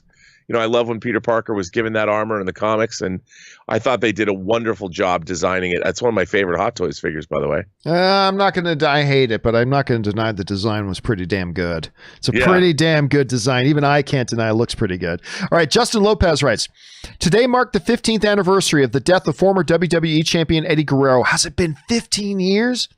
Holy crap. He was Sasha Banks' idol, an inspiration to become a wrestler. And on this day, she made her acting debut, which is pretty damn cool. Love this episode. And then, of course, Sasha Banks appeared in the latest episode of thing. And she's a really good wrestler, Sasha Banks. I cannot believe it's been 15 years, Justin. Oh, you know what? I still remember the WrestleMania, because I used to watch wrestling a lot. I still remember the WrestleMania where the two best friends, Eddie Guerrero and Chris Benoit, both won their titles at the same WrestleMania, and they shared the ring together. It was such an iconic moment, and of course, all the tragedy that then came after, with Chris Benoit and everything. But yeah, I still can't believe that was 15 years ago, Justin. Absolutely nutty. All right, Freddie writes, Campea, this is the way. 1, I got chills when Bo-Katan mentioned the Darksaber. 2, the sound of her helmet made when she took it off near the end reminded me of when Vader's helmet was out on. 3, do you think we'll see Baby Yoda's Force abilities again? Yes. Rob, I don't know what you think about this, but there are certain things I don't think is going to happen with the Baby Yoda character this season. Will we see Force powers again? Yeah, we got 5 episodes left. I think we will see, as Carl Weathers would say, magic hands. I think we'll see him again. What do you think the odds are that we get to see Baby Yoda using a little bit of Force ability again this season? 100%. 100%. Yeah. Yeah, Baby Yoda's gonna use Force powers. It's 100%. Yeah. All right, there you go. You heard it, guys. 100%. I don't think it's much lower than that, to be honest with you. All right, Spud Queen writes, saw an article suggesting LeVar Burton as the next Jeopardy host. What do you think? I think it'd be pretty perfect. Big fan since my partner has introduced me to your show, and he's been a big fan since the Collider days. Thanks for your content. Well, thank you for that, Spud Queen. Yeah, Rob, I don't know if you saw this, but there was an article that even suggested that LeVar Burton, of course, he was Geordie LaForge on Star Trek Next Generation, that he might actually end up being the next host of Jeopardy. He might even be the front runner right now to do that. Whether or not that's perfect, I can't say that. It's not like LeVar Burton has hosted 18 other game shows and has a wealth of experience at it and blah, blah, blah. So I'm not going to say it's perfect. But hey, Mr. Reading Rainbow. I mean, why not? Listen, I don't know what makes a great game show host. So I don't know. Maybe LeVar Burton would be perfect for it. I don't know, Rob, because I don't follow Jeopardy. I don't know if he's got some kind of connection with the show that goes back a while and there's something poetic about it. But if you get LeVar Burton to do it, I got no problem with it. What do you think? Well, like you said, I don't know what it means to be a great game show host, but it is a particular skill set. And Alex Trebek, there was something about his voice and his delivery that gave Jeopardy a certain gravitas. You know, Jeopardy was always the thinking man's game show or the thinking person's game show. And I think a lot of that had to do with Alex Trebek's delivery. Now, I think LeVar Burton is a good actor, but I don't know if he's right for being the host to Jeopardy. You've got to have that, whatever that thing is. I'm not saying he doesn't have it, but it's a skill set. And I don't know if I don't think every actor, you could be the greatest actor in the world, but that doesn't mean you're going to be a good host for Jeopardy. I'd have to see it. We'll have to see. Paco San Miguel writes, "Hey, John, talking about Disney Plus subscribers increase. It is launching in Mexico and other countries next Tuesday." I didn't realize it wasn't in Mexico yet. And like me, many already subscribed. Can't wait to see Mandalorian. Have a great weekend. Man, for those of you who still live in countries that where Disney has not yet launched it, I can't even imagine hearing everybody, especially if you're a Star Wars fan, I can't imagine what it must have been like for a year hearing everybody going, "Oh my God, Mandalorian," like idiots like me, Mandalorian, and they get freaking out. And it's like, gee, thanks. I can't watch it. Even if I want to, I can't watch it. That must suck. I'm so happy for those countries that are going to be getting the service now. So good on you. I hope you enjoyed, MD. I hope it was worth, or Paco, I hope it was worth the wait. All right, MD writes, "John, with Disney Plus, as a parent, I can tell you that it has been an absolute godsend. It's pretty much the only streamer I can let the kids roam free on without any worry. Many of my parent friends say the same. My kid watches The Lion King 3 times a day. And you know what? Here's the thing, MD, and Rob, you and I have talked about this. I think MD just touched on something incredibly strong. Not just that, it's about the library. But more than that, this speaks, whenever things come up about Bob Iger's absolute ironclad laser focus on his relationship with parents, with families. A lot of people go, I don't get why Disney Plus just doesn't put Deadpool on Disney Plus. We're all adults here. Because you don't understand Bob Iger's brilliance and his laser focus on families. And if he says to families, "Hey, Disney Plus, it's good for your kids." I mean, every piece of content is got to be up to parental discretion for sure. Absolutely. But you can feel safe knowing we are not going to expose your kids to things that you absolutely 1000% don't want them exposed to. Or that, any average parent wouldn't want them exposed to. And we're going to be safe like that. And that's, Rob, why also it extends, that philosophy of his extends beyond that. That's why we don't have an R-rated Deadpool in the MCU. Because Bob Iger talked about this. The last thing he wants to have is have his kid being able to go to an MCU film and see Deadpool. Yay, the Deadpool. And then they put out a Deadpool standalone movie. Well, great. We'll take little Johnny to go see that Deadpool. And he's getting butt-rimmed on Women's Day by Morena Baccarin. And also the most, what the F, Disney? You put him in this. And people just don't get it. Why Bob Iger thinks that way. And I think MD just gave a great example. And I don't have kids, Rob, but yeah, I got to imagine if I did, Disney Plus would be our best friend, would it not? Yes. But like you just pointed out, the thing is, Disney Plus is still a family-friendly platform. They're talking about making an R-rated section that you need a code to get into, which they probably will do. But for the most part, like our reader or our viewer said, having Disney Plus for their kids is a godsend. They're not going to muck that up. That's the whole point. Disney as a brand, what does it say to you? John, what is the first thing, whenever you hear the word Disney, what is the first image that is conjured up for you? Cartoons. Yeah. Cinderella, Snow White, Lion King, Aladdin. The first thing the first thing I think about? I think about Mickey Mouse as the Sorcerer's Apprentice in Fantasia. Mickey Mouse with the wizard's hat on, with the wand, and magic swirling around him. I mean, I think Mickey Mouse, but yeah, I think about Mickey Mouse, Donald Duck, Goofy, Pluto, all of those characters. That to me is where Disney begins. And as a brand, that's what they're selling. and they're selling it to kids of all ages. They're not going to mess around with that. I agree. Not as long as Bob Iger is drawing breath. All right. Next up. Dan Murphy writes, "Hey, John, I was just watching your Thursday show with the lovely Aaron Cummings, and I just wanted to write in to say I'm very sorry for your loss of your grandfather and that you weren't able to visit him. Please take care. Love your show." Thanks for that. I told the story that my grandfather, my nonno, recently passed, who I am named after. My grandfather, Giovanni, I was named after him. Just passed away. And unfortunately, because of COVID and the restrictions in Canada, where if you come into Canada from the US, you immediately have to go into 2 weeks of quarantine. And so I couldn't go to my grandfather's funeral, which really sucked. So I thank you for that, Dan Murray. I really appreciate the well wishes, man. Thank you for the kind thoughts. All right. Alan Dale writes, "If the Snyder Cut is a success, do you think the DCEU could move to HBO Max and the DC standalone films remain on the big screen? How likely is this? Thanks for the best movie show on YouTube, John." I don't think they're going to do anything like that. I honestly think they're going to probably adopt an MCU approach or a Disney approach where they'll decide on a project by project basis what is something that should go to HBO Max, what is something that should go into theatrical. But again, keep this in mind. At some point, HBO is going to go, why would we put this only out on HBO Max? We can just put it on HBO Max after it does a theatrical release.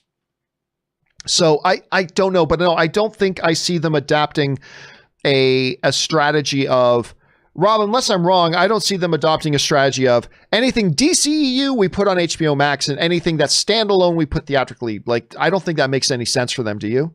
No, I don't either. Remember, theatrical, at least when all the theaters are open that we used to have, that world we used to live in, there's a lot of money to be made there. And, putting something on streaming already means you're going, if you're going to do it first, it means you leave all that money on the table. Who wants to do that? Nobody. I agree. All right. Thanks for sending that in, Alan. All right. Next up. An anonymous viewer writes, "John, some post-pandemic TV shows are acknowledging it while others seem to be pretending that it doesn't even exist. TV needs to be an escape, but it also seems a bit irresponsible to pretend this worldwide horror story is not going on. How do you feel?" Listen, movies and television shows tell stories. They tell stories. If they want the world in which their story is told is a world where, there's not a pandemic, then you tell that story. You tell that story that way. We live in a world where somebody is, let's go back to like 2010, when I believe, Barack Obama was president in 2010. So if you go back to 2010 and you look at a movie, some movie or TV show where they've got a president of the United States and it's not Barack Obama, it's a fictitious character. Well, is that not, so I don't know. So yeah, I've popped on some TV shows where it's like, okay, clear, they're characters and this show is taking place in a world very, very similar to the real world, and there's the pandemic and they're kind of associating that. Is it irresponsible to do a show where saying, no, in the world that we tell this isn't happening in this world? I don't believe it's irresponsible at all. Look, movies and TV shows are there to tell stories. It's just that simple. I don't believe they have a responsibility to do anything. They have a job to tell a story and tell a good story. And if they want to incorporate things, then they can incorporate them. And if they don't, then they don't. I don't believe there is a responsibility to do one or the other. Tell a story, tell a good story, and then move on. So that's kind of my take on it, Anonymous. And somebody may have a different opinion in that, and that's perfectly cool. I respect that, but that's kind of my approach to that. All right, Kara Black writes, "You are in the Imperial military. Would you rather be a regular stormtrooper, a scout trooper, a shadow trooper, Brock Armor Stealth Stormtrooper, shore trooper from Rogue One, death trooper, Imperial officer, TIE pilot, Royal Guard, or a flame trooper?" I would say Royal Guard for two reasons, Rob. Number one, cooler outfits. So I take the Red Guard. The other thing is much, much longer life expectancy. Because there's not many of them. How often do we see them on screen? Very rarely. That means they have a long life expectancy. Stormtroopers, they're and gone very quickly. So that's what I would pick. Which one would you pick, Rob? I want to be an Imperial officer, man. Give me the I want to run a Star Destroyer. Just No. not the Well, admiral, because then you I die. wouldn't be an admiral that made stupid mistakes. And your video froze on us, Rob. We still hear your audio. Yeah, we still hear your audio, but your video froze, which is perfectly fine because, as it turns out, we have hit 11:30, so I know you got to run anyway. So, Rob, thanks so much for being here, and even though you're completely frozen in time at this moment, but in the meantime, it is strange. Where can people follow you and your adventures online? Well, apparently I don't move anywhere. I'm just frozen in time, so you can't follow me at all.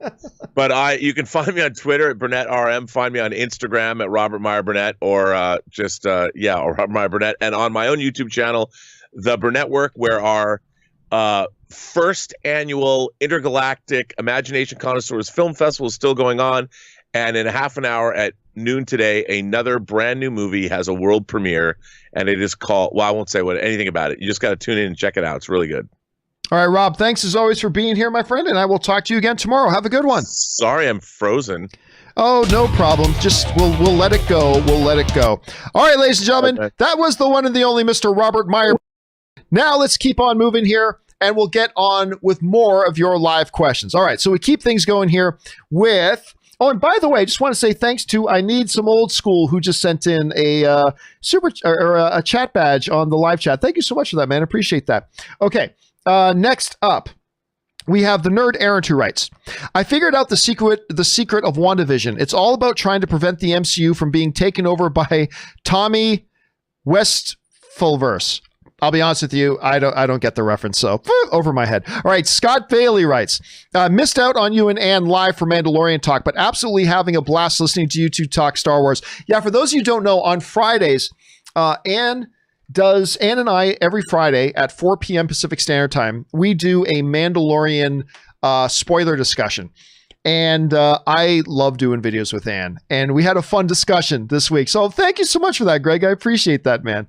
All right, Greg also writes, Thor talk. I know even Stan Lee has said that it's an interpretation of how to pronounce Mjolnir. I catch myself out loud correcting you every time you say it, but you're honestly not wrong, of course. It's interpretation. I pronounce it Mjolnir. Mjolnir. I've always heard it as Mjolnir. Of course, then she mispronounced it as Mjolnir or Meow Meow, whatever. But yeah, listen, nobody looks at that word and says it correctly instantly. And maybe someday I'll hear it differently, but I've always interpreted it as Mjolnir, not Mjolnir. But I don't know if I'm right. Maybe I'm wrong. Could be. But you're right, Greg. It is kind of interpretational. All right. Suthius writes, hey guys, did Strange lie? Did he lie about the only one outcome of them winning? Perhaps there were numerous outcomes where they could win, but would have more casualties. So did he say there was only one because it had the least casualties, that being Tony? Well, I mean, it's an interesting thought, Suthius, but it causes, or it requires us to make an assumption, right? It requires us to make an assumption. And I don't see anything in the movie that suggests that Strange deliberately lied to Tony about that. It's possible Strange could have been wrong, but I didn't see anything in the movie that suggested to me that that Stephen Strange deliberately misrepresented what it was he knew to Tony. So, I mean, anything is possible, but I don't see anything there to suggest or why we would believe that. So I'm going to go with no, he didn't lie. All right, Suthius also writes, after all, Strange did say that he wouldn't hesitate to let either Tony or Peter die if it came down to them, or saving the Time Stone, saving the universe. The Avengers are all about we don't trade lives. But if Strange really did lie about the outcome, then he would be the only one who was willing to trade the life of Tony for the lives of everyone else in the universe. And if, and only if, all this is possible, I wonder if it'll come back to haunt him. Again, I don't think there's anything there. Yeah, but you got to remember, Strange told him that, hey, listen, to protect the stone, because protecting the stone means protecting all of reality, right? To protect the stone, I would gladly sacrifice you or the kid or whatever. Yes, but then what happened? He went into his little trance. He went into his little trance and saw all the possibilities and understood that was the only way. That was the only way. And so Whereas just a few minutes earlier in the movie, he's saying, I would let you and you die and everything to protect the stone. Now he is willing to give up the stone because he knew it's the only way this is going to work. This has to happen to get to that one only outcome. So I believe that actually points to the fact that Tony or Stephen wasn't lying. So no, I don't believe he was lying. Interesting theory though, Suthius. All right, Caleb writes, why do you think John McTiernan isn't thought of as one of the great directors, or at least one of the great popcorn populist fare directors? Predator, Die Hard, Hunt for Red October, Last Action Hero, Thomas Crown Affair. He has a special place in my heart. You know what? It's funny that you bring that up because it was just, let me see if I can find the name of the guy. Hold on a second here. It was just the other day that a friend of mine brought up another director. I'm trying to remember who it was here. That was like, hey, you know what? This director directed this, this, and this, and we never talk about him. And it's like, oh my God, that's right. And I cannot find where that is. But anyway, let's go back. Let's go over to John's IMDb page for a second here, because not only that, 13th Warrior, which is a movie I don't like, but I'm always stunned how many people really, really do like it. As you mentioned, The Thomas Crown Affair, which is great. Medicine Man, which is a movie we talked about the other day. I thought Medicine Man was a very underrated Sean Connery movie. I like Medicine Man. I thought that was actually pretty good. So you're right. I don't know why he doesn't come up more in conversations. I really don't. And now, he hasn't directed a movie in 17 years. He hasn't directed anything in 17 years, which is really interesting. I mean, he did Rollerball, and Basic wasn't all that good. If it's the John Travolta one I'm thinking of. Yes, it is the John Travolta one I'm thinking of. Yeah, that wasn't very good. Rollerball, I didn't think was very good. I didn't like 13th Warrior. So to me, he kind of put out 3 stinkers in a row, and maybe that ended things, but anyway, so I've even got some people in the live chat saying, John, 13th Warrior is great. I thought it was a bad film, but I know a lot of people that think it's great, so you're not alone in that. Anyway, that's a great one to bring up, Caleb. All right, next up, Bill Hauser writes, I met him in a swamp down in Dagobah. Oh, this is Weird Al Yankovic's Yoda song. I met him in a swamp down in Dagobah where it bubbles all the time like a giant. It doesn't say Zevia Cola, though. It says carbonated soda. SODA soda. I'm convinced Baby Yoda is a Mogwai that was turning into a gremlin but was cured halfway through. Wish they saved guest roles as a surprise, though. Well, I mean, look, the reality is this. In today's world, where everybody walks around with an audio-visual global communications device in their pocket, cell phones, in a world where every single person on the planet basically walks around with an audio-visual global communications device in their pockets, it's incredibly difficult to keep, especially a celebrity appearing in something, completely under wraps, right? And sometimes it's just that a news outlet finds out and reports it. Like sometimes it's not even the studio makes the announcement. It's that one of the big trades, because they know everybody, finds out, gets the information that so-and-so is going to appear in this and blah, blah, blah. And it comes out. A lot of people in online fandom forget that sometimes it's not a studio that announced something, but a trade outlet finds out about something and reports on it. You know, I hear people, why did Disney announce this? Well, technically they didn't announce this. Variety found out about it and they reported it, you know, so there's that. So it's really difficult. It's difficult, but I mean, I'm just amazed they're able to surprise us as often as they do. Like how they kept Baby Yoda under wraps for so long, I just don't know. All right, Man of Steel rules, who tips in $20. Thank you so much for supporting the channel on that level, man. I appreciate that, dude. I finally got around to watching Trial of the Chicago 7. Absolutely brilliant movie. How they meshed in the actual old footage with the new media made it powerful. I felt empathy for the characters, as did I. I felt empathy for the characters. Very moving and emotional movie. 10 out of 10 for me. Yeah, listen, I don't give numerical scores to movies anymore, but like I will say, Man of Steel rules. Trial of the Chicago 7, especially as a Netflix original movie, because 9 times out of 10 those suck. Trial of the Chicago 7 is my favorite movie of the year. It's just damn brilliant. Damn brilliant. What Sorkin did with that is incredible. Sacha Baron Cohen, Eddie Redmayne. I mean, everybody in the movie did just an absolute knockout stellar job. It tells a powerful story using the actual historical events while also taking creative liberties where they needed to enhance the story. It's just my favorite movie of the year so far. I don't know what else can come out this year that's going to top it for me, but I agree with you, man. I thought it was absolutely brilliant.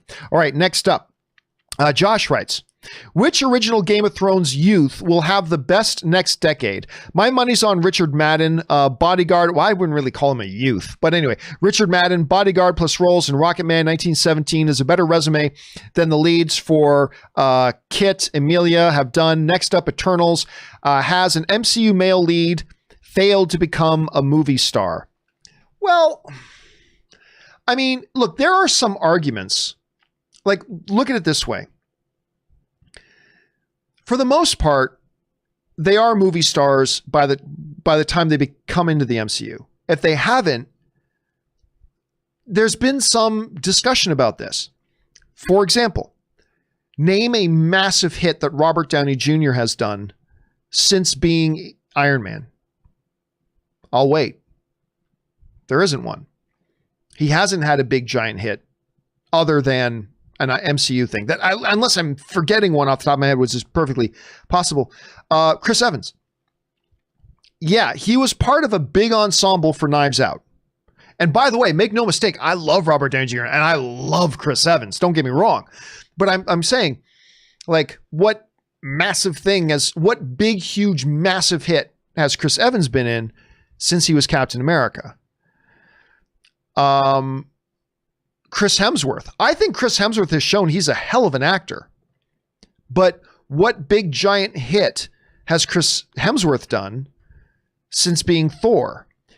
You know, so I know it's a difficult thing. It's a difficult thing to kind of quantify on that level. Anyway, don't forget Kit is also in Eternals. So don't forget that. But yes, I like Richard Madden very much. Emilia, I have not been impressed with so far. Now, I'm not saying she doesn't have the potential to be as great everywhere else as she was on Game of Thrones, but you know, whether it's Terminator or whatever else, I have not really been, I loved her in Game of Thrones. I have not been terribly impressed with her since. Maybe that's just because she hasn't gotten the right role yet, but we'll wait and see.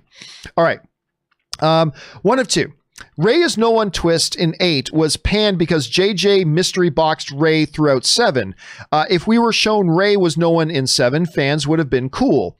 They were encouraged up until 8 to theorize. Why doesn't No, I Am Your Father work so well? Why does No, I Am Your Father work so well in episode 4?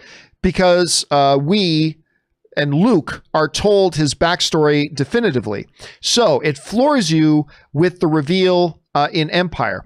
If you're going to telegraph a mystery setting up, oh, you're actually no one, it's tricky. It's Chekhov's gun. Set up a gun, shoot a bullet, not a blank. Rey's palp sucks. Well, I mean, here's the problem though. I was yelling and screaming at people from the day after the Force Awakens came out. As everybody, you go back to the old AMC things. I have been yelling and screaming at people that the movie made it abundantly clear. Like, again, you go back to the original times I was talking about that movie. The Force Awakens made it completely clear that she was nobody. I thought it made it very clear she was nobody. And J.J. Abrams gave interviews explicitly telling people in the interviews, not only that Rey it was nobody, but why it's important that she's nobody, that she doesn't come from some big lineage, right? That was all part of it. People speculated because people wanted to speculate. Like, yes, they raised the question, but I also thought they raised the question to show us the quandary that the character herself was in. I never thought it was a big mystery to the audience. But that was just me. That was just me. Kind of like the same way I told everybody in Game of Thrones for 4 years, Daenerys is a jerk. Daenerys is a crazy, crazy dictator in the making. I said that we did a Game of Thrones after show. And I said I think maybe it was right from season 4, maybe it was in season 5. I started telling people, you watch Daenerys. She's evil. She's got all the hallmarks, hallmarks. So she's going to turn heel real fast. It's all there. And everybody said I was crazy. Everybody said I was crazy. For years, people told me I was crazy. And then when it happened, everybody went, how did they suddenly change her? And I'm like, I have been telling you for years that they've been laying this groundwork, and you didn't believe me. I've said for years, how did they suddenly out of nowhere turn her bad? No, if an idiot like me could see that they were laying the groundwork that she was going to turn heel real hard, if an idiot like me could see it, anybody should have been able to see it. Anyway, that's a separate topic altogether. But yeah, that's that. All right, let's move on here, shall we? Anyway, I like the way you're looking at that, Jay. You're looking at it in an interesting way. All right, Marcus writes, 1 of 2. Guardians of the Galaxy is original. A wisecracking Earth guy on a ship with other side of the galaxy with a sexy reforming former soldier, a huge alien dude trying to avenge his dead family, a real alien creature who becomes good, a part nature being that sacrifices himself for them, and a military commander hunting them. Oh, and bringing in a weirdo aloof female character to join the gang in the second one was great too. Oh wait, have I been describing I was gonna say, I'm glad you went there. Have I been describing Farscape? Yes, I have. See, here's the thing though. When it comes to movies and television, really any kind of art, there is nothing from a ground zero from scratch original thing anymore. Like purely original, that does not have some sense of inspiration or similar thematic ideas that something else at some point hasn't had. Every movie is very unique in the way it now combines those different elements and those different things, and it becomes its own story. Like, no one's going to confuse Farscape from Guardians of the Galaxy, but you cannot ignore the thematic overtones that were used. And by the way, Farscape wasn't the first one to do a lot of those things either. But what is truly unique, like every human being has a fingerprint, nothing unique there. It's all lines and swirls and blah, blah, blah. But the way each line and swirl in the fingerprint comes together for one collective thing becomes very unique. And I think some film fans forget that. There is really no such thing as any song or any painting or any movie that is completely original. They just don't exist anymore. You can put non-original things together in an original way, but there's no such thing that from its ground scratch up is completely original. So it's a good observation, Marcus. All right, next up, Tiberius writes, John and gang, recently showed my wife Highlander and found she does not share our affinity for this movie. She didn't hate it, just wasn't her cup of tea. I love it and even like the 90s TV show. Got me thinking, what can be done to bring this IP back? Well, listen, they've been trying forever. Highlander is look, every movie in my top 10 list, my all-time favorite top 10 movies, are all movies that wouldn't necessarily be in your top 10 list, but they're all movies most people would look at and go, oh yeah, that's a good one, but like maybe not in their top 10, but I could list every one I've got in there. Whether it's Shawshank Redemption, Godfather, Lawrence of Arabia, whatever, Star Wars, Lord of the Rings. All the ones I mentioned may not be in your top 10 list, but you'll hear all of them go, oh yeah, that one. Yeah, that's a good one, blah, blah, blah. The one exception is my Clancy Brown, Sean Connery, Christopher Lambert classic, The Highlander. That's the one when I can go through all the lists of my movies in my top 10, and then I get to Highlander. Everybody say, yeah, that's good. They say, wait, what? Highlander? Yeah, that's the one that makes everybody go, really? Highlander is in your top? Highlander's in my top 10 favorite all time. I love that movie. But all film is subjective, Tiberius, and not everybody's going to like it, and that includes your wife, and that's totally fine. They have been trying for a long time. Ryan Reynolds was attached for years to be the new Connor McLeod. And then that fell through. And then one of the John Wick directors has for years now been attached to direct a reboot of Highlander. And he still says he's still going to do it.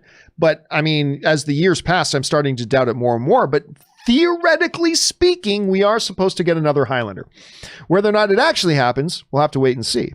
All right, Johnny Weiner writes, Took me a while, but I finally recognized Titus Welliver from The Mandalorian Episode 3. I haven't seen his other stuff like Lost or Sons of Anarchy, but I saw him before in that's right, he was in Transformers Age of Extinction as a lead federal agent. By the way, I love Transformers films and Justice League Joker. I like Jared Leto. Oh, you mean Jared Leto Joker. I like Jared Leto Joker too. I'm glad you did too.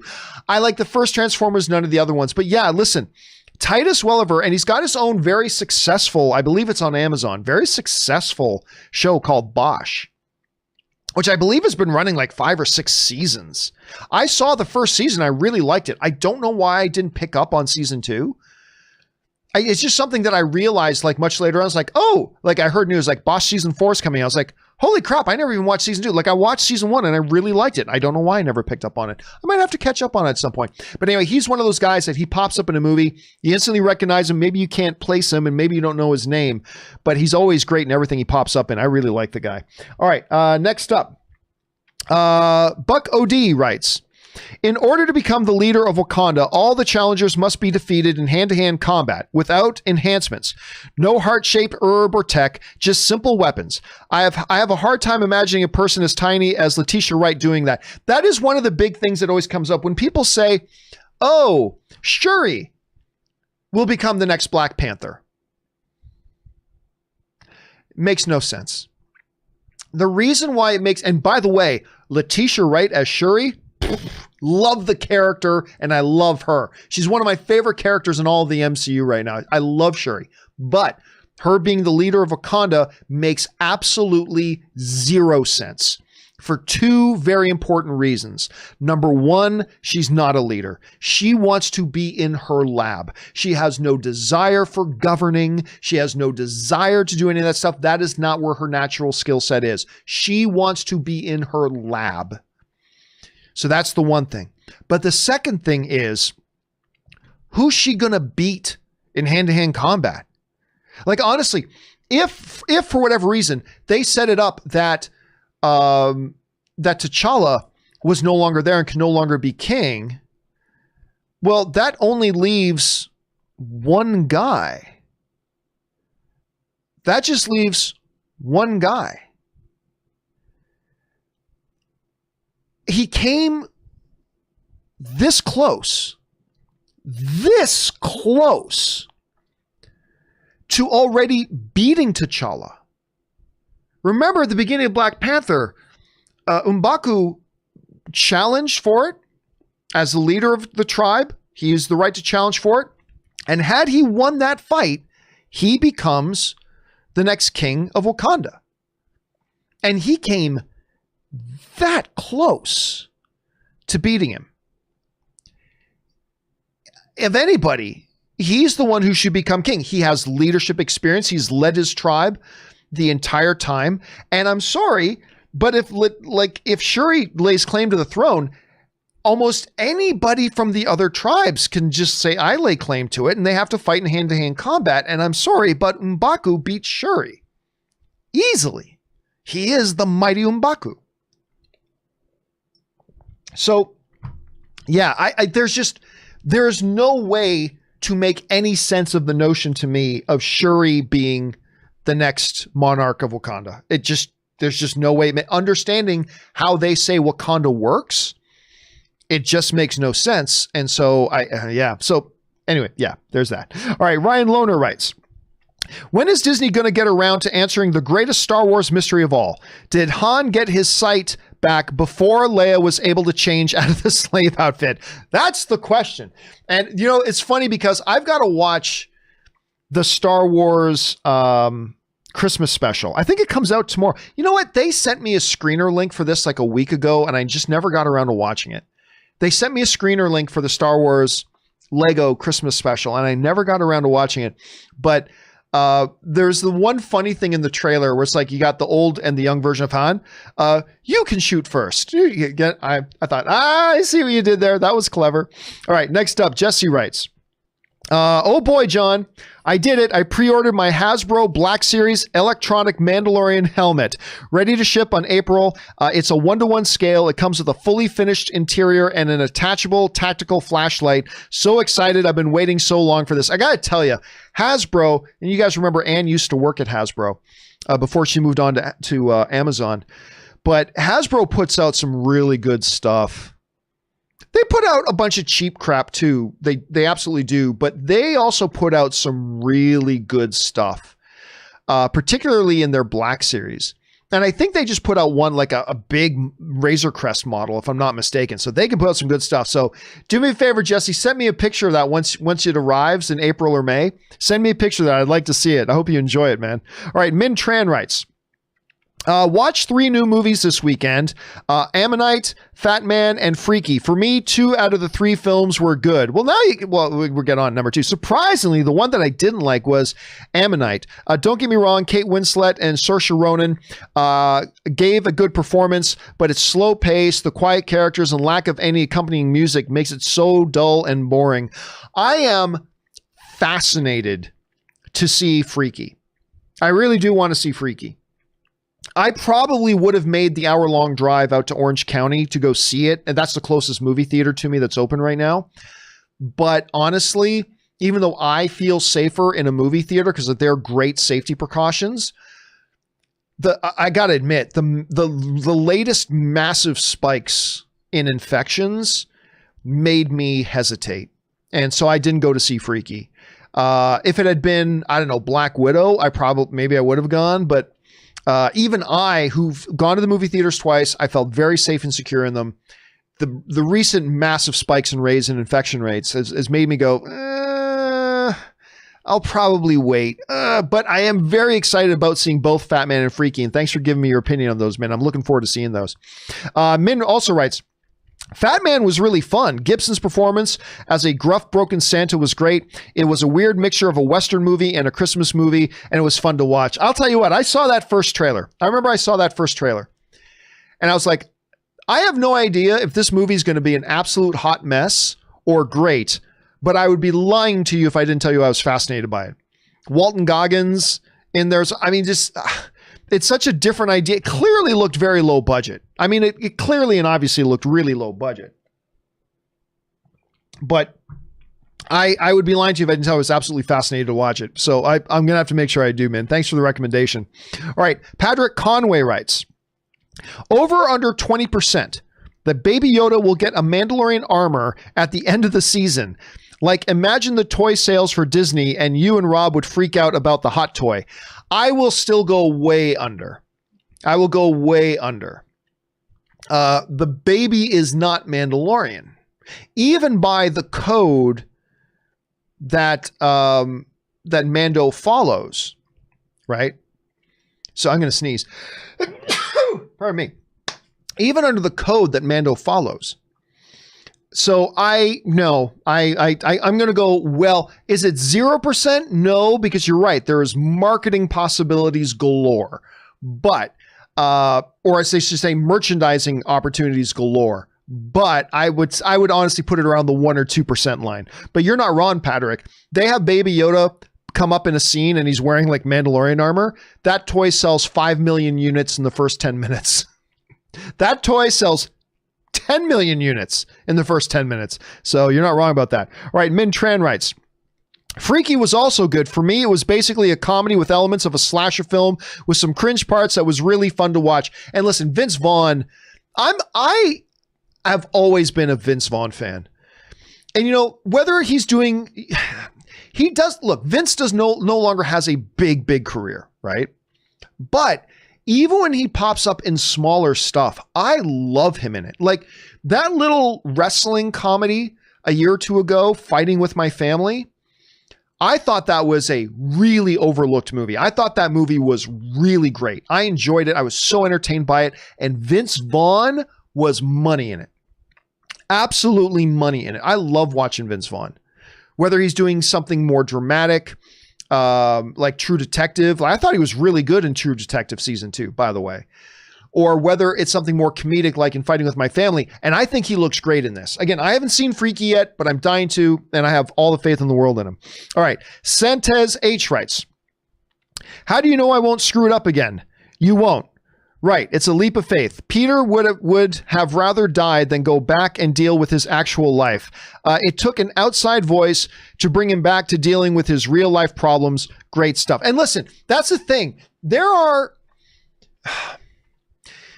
one of the things that makes the golden age of comic book movies so unique from previous eras of comic book movies is the fact that when X-Men came out, when the first X-Men movie came out, it signaled to Hollywood that you can incorporate traditional theatrical depth of character and depth of story into this comic book fare. You can fuse them in there. The moment that X-Men starts and you see a young Eric in a concentration camp and being torn away from his family and being torn away from everything he loves, and the metal twisting and the heaviness of that scene, it sent a signal that you can have these other elements, these deeper things, these character moments that a lot of times in previous eras of comic book movies couldn't be there. And you can. And movies like this one is a great example of those elements being infused in. I think that's a great observation. All right, next up. Oh, last question of the day, guys, and then we've run out of time here. Starscream writes, "Hey, John, congrats on the house. I'd like to say, as an intergalactic tyrant, I have thrown humans out of my jet to escape, brought kids to alien planets, and threatened to space them if the Autobots don't surrender, but hitting a woman is just wrong, case closed." So what he is talking about, the new house. So Ann and I'll tell you, we'll close on this. Ann and I went, we've been trying for about a year and a half now to buy a house. Ann and I have been trying for about a year and a half to get a house, and we've had no luck. This weekend, a house came up suddenly, and we only had 36 hours to decide if we wanted to put in a bid for it. And so this weekend was madness of just a fury of activity, driving back and forth and seeing the house and dealing with agents and all this kind of stuff, reading reports and blah, blah, blah. But we put in, it ended last night with us putting in an offer and the offer being accepted. Now, it's not over yet because there's still a few days of inspections that need to happen and some technicalities need to be cleared. But Ann and I might have bought a house, which is really exciting for us. We've never done that. And so I don't know. I'll let you guys know. It's not a done deal yet. I will let you guys know. Anyway, guys, that will do it for today's installment of the John Campea Show. There are still a few questions that were left over from today, like everybody from Hey John, love the show, Raymond Verrata, an art teacher movie fan. Don't worry, we'll start off tomorrow's live questions by getting caught up with yours first. There's only a handful left to go, but we will start with yours tomorrow. So do not worry, you sent in those questions. They're going to get answered properly on the show. Guys, special thank you to Robert Meyer Burnett for bringing his glory to this show. It's always good to have him here. Thank you to all you guys for making the show part of your day, and a special thank you to all you guys who sent in the live questions, because number one, you gave us great fun things to talk about, but number two, you supported this channel while you did it, and all of us here, thank you guys very much for that. I am actually going to be announcing a release date for my documentary, Movie Trailers, A Love Story, this week. I'm going to be announcing the release date this week, so keep your eyes open for it. I'll tell you maybe tomorrow, maybe the day after, but I do have a release date coming very shortly. I'm excited about it. Anyway, guys, that will do it for me. Remember to do the four main things. Stay smart, stay safe, take care of yourselves, and please take care of the people around you. My name's John Campea, and until next time, my friends, bye-bye.